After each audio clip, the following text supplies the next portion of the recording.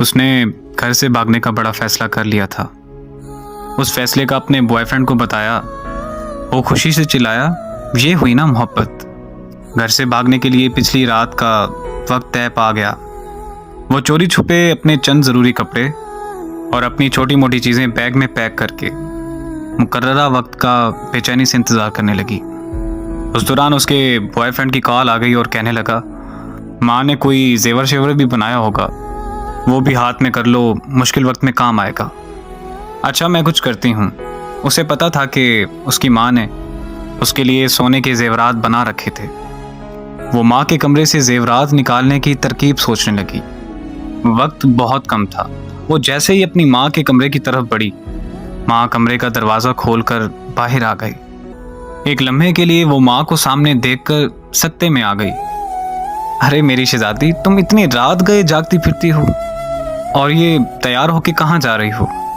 وہی تو بتانے آ رہی تھی، رات کو لیٹ فون آیا تھا، یونیورسٹی والوں نے ایمرجنسی کچھ کام کے لیے بلایا ہے، میری کچھ سہیلیاں بھی جا رہی ہیں۔ اس نے خود کو سنبھالتے ہوئے جھوٹ گھڑ دیا۔ اچھا تم ایسے کرو کہ تم میرے کمرے میں بیٹھو، میں تمہارے لیے کچھ بنا کے لاتی ہوں۔ ماں کچن میں چلی گئی اور وہ ماں کے کمرے میں داخل ہو گئی۔ اس نے جلدی سے پیٹی کا دروازہ کھولا اور اس کی نظر سب سے پہلے اپنے لیے بنے لال رنگ کے لہنگے پر پڑی، جو اس کی ماں نے شادی والے دن کے لیے اس کی پسند سے بنوایا تھا۔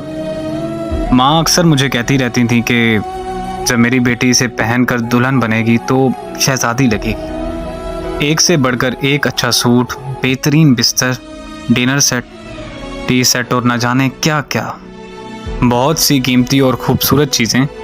کچھ چیزیں تو ایسی تھیں جو ماں نے چوری چوری بنا رکھی تھیں، جن کا علم بھی مجھے آج ہوا۔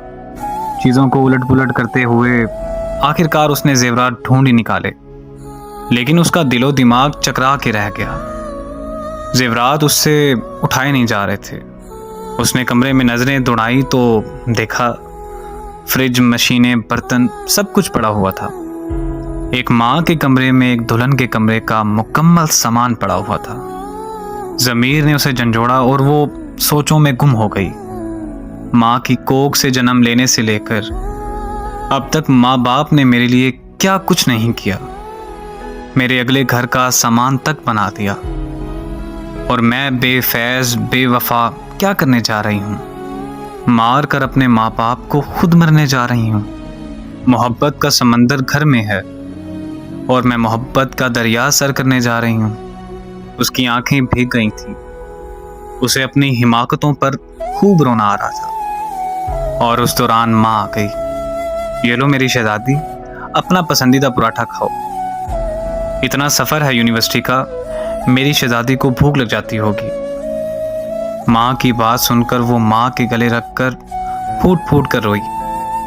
ماں نے ماتھا چوم کر آنسو صاف کرتے ہوئے پوچھا، میری شہزادی کیوں رو رہی ہو؟ وہ نظریں چراتے ہوئے کہنے لگی، ماں مجھ سے کتنی محبت کرتی ہو نا۔ یہ بھی کوئی بات ہوئی؟ بھلا ماں سے بڑھ کر کون محبت کر سکتا ہے؟ اس دوران اس کے موبائل کی گھنٹی بار بار بجنے لگی۔ اس نے کال کاٹتے ہوئے میسج لکھا، سوری میں نہیں آ سکتی، اور میں کبھی نہیں آ سکتی۔ یہ جو ماں کی محبت ہوتی ہے نا، یہ محبتوں کی بھی ماں ہوتی ہے۔ اللہ پاک ہر بیٹی کا نصیب اچھا کرے، اور اللہ تعالیٰ سب پر ان کے والدین کا سایہ ہمیشہ سلامت رکھے، آمین۔